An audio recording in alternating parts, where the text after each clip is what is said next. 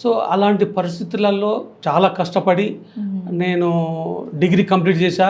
డిగ్రీలో 86 members students ఉండేవాళ్ళు. అప్పుడు ఎన్టీ రామారావు పీరియడ్ సీఎం ఉండేవారు.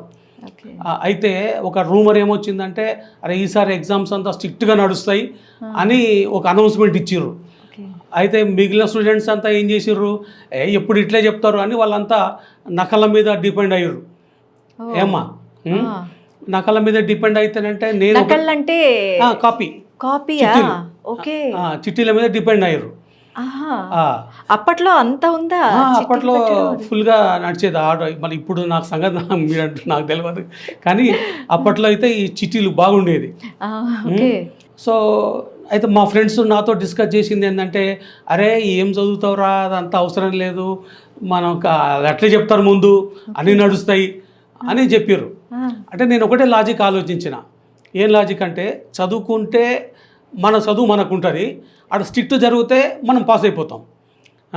ఒకవేళ లూజ్ వదిలేదు అనుకోండి, సరే అందరితో పాటు మనం చదువుకున్నది వస్తుంది, ఏదన్నా రాకపోతేనంటే ఆ చీటీయో గీటీయో ఇస్తే చూపిస్తే అనే కాన్సెప్ట్ అట్లా ఉండింది.